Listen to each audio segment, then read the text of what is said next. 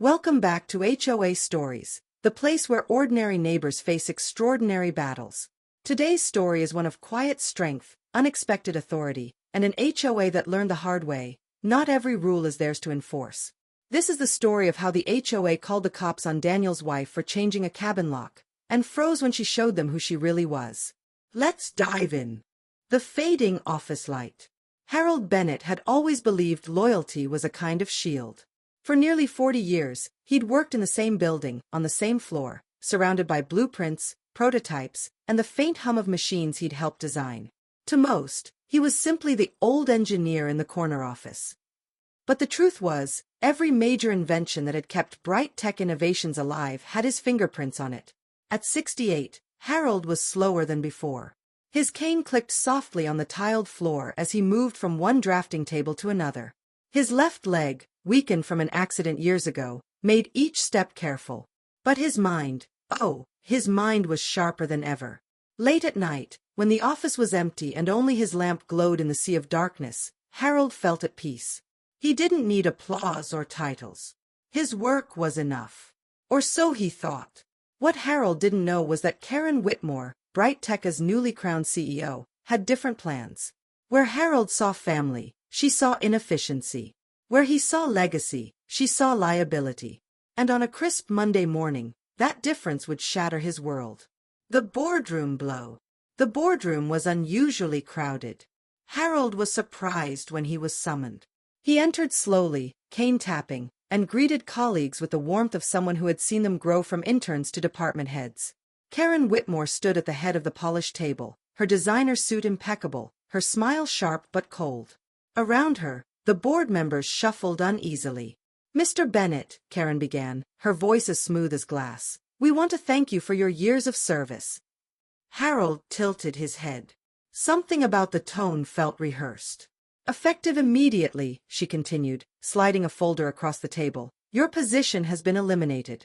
The company is moving in a modern direction." A silence fell heavy. Some gasped softly. Harold's hand gripped his cane tighter. He looked around at familiar faces, searching for support, but no one dared meet his eyes. Karen's smile never faltered. To her, this was efficiency, removing what she deemed obsolete. To Harold, it was betrayal in its coldest form. As he gathered the folder, his old friend Marcus whispered under his breath, "I'm so sorry, Harold." But sorry could not mend a heart broken in public. Quiet goodbye. That evening, Harold returned to his small apartment. The space was simple, shelves lined with notebooks, a desk stacked with sketches, and the walls decorated with framed patents he never spoke about. He sat by the window, his cane resting nearby, and stared at the city lights flickering below. His late wife's photograph smiled back at him from the mantel. He whispered softly, "Well, Margaret, they finally did it." He had carried his last box of belongings home from Bright Tech, an old mug, a paperweight shaped like a gear, and a faded photo of him with the first prototype he ever built. His neighbor Lily, a young engineer who admired him deeply, knocked on the door with dinner. "Mr. Bennett, I heard. I'm so sorry. Do you want me to stay?" Harold forced a smile. "It's kind of you, Lily. But I'll be all right." Yet when she left, and the apartment fell silent again, Harold's eyes lingered on his patents. He never considered them his. They were part of Bright Tech. Or so he had believed. The celebration above. On Bright Tech's rooftop, music played, champagne flowed, and Karen basked in the glow of her victory. Investors toasted her leadership. She spoke of bold futures, revolutionary designs, and breakthroughs that would change the industry forever. Not once did she mention Harold. She spoke of her vision, her strategies, her brilliance. Cameras flashed as she unveiled sleek designs on large screens, prototypes Harold had quietly perfected in his final months. To the crowd, Karen was a visionary. To those who knew the truth, she was borrowing light from someone else's candle. But there was something Karen didn't know. In the company's rush to honor him with plaques and Employee of the Year ceremonies over the decades, Harold had never transferred full ownership of certain patents. The originals, signed, stamped, and sealed, still bore his name. And they were tucked away in a wooden box, forgotten in his closet. The hidden box. A week later, while tidying his apartment, Harold stumbled upon that old oak box. Dusty, weathered, yet sturdy.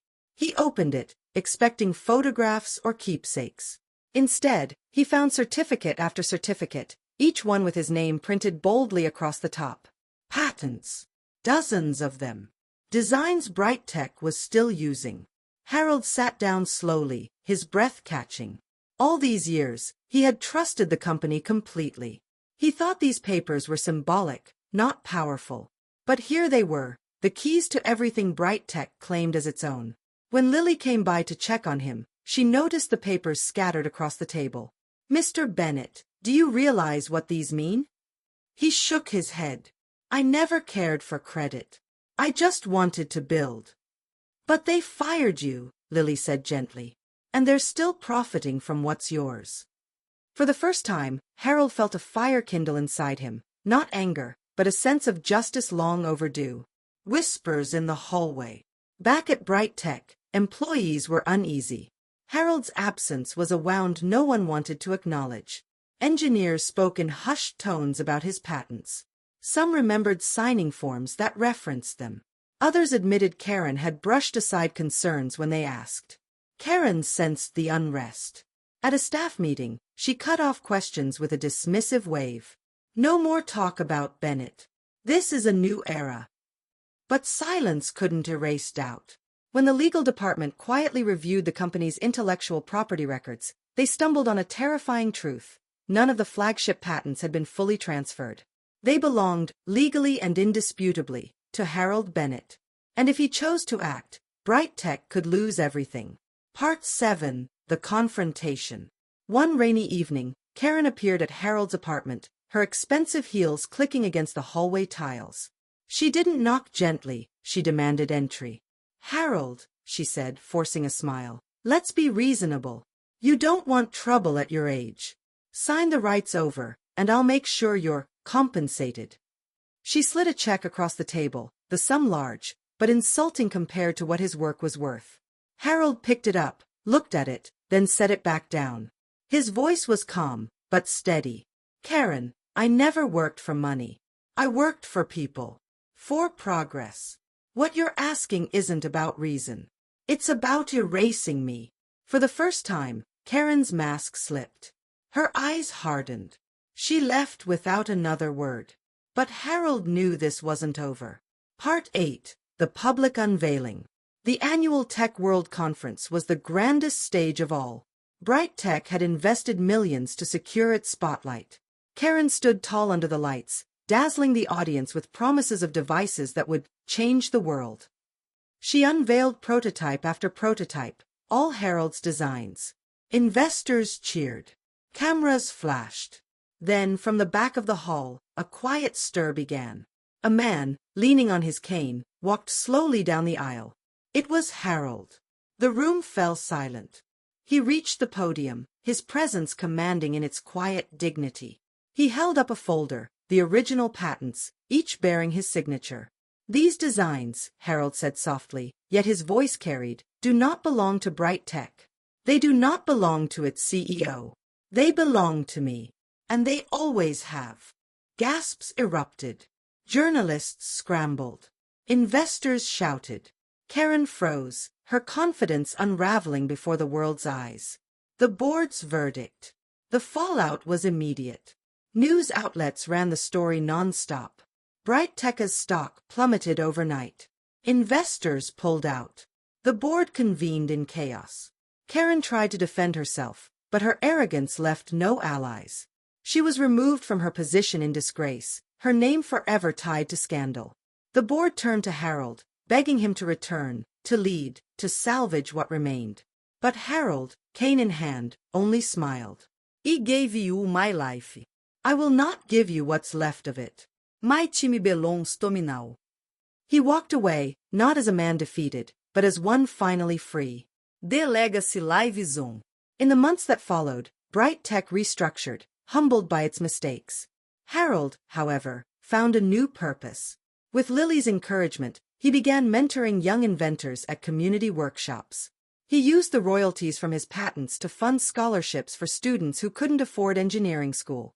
His name, once nearly forgotten, became a symbol of integrity and resilience in the industry. One evening, Harold sat on his porch, the sun setting in golden hues.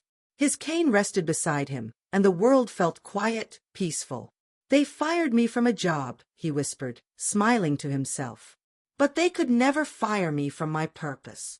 And with that, the man they once dismissed became the man whose legacy would outlive them all. And that's today's story. What do you think?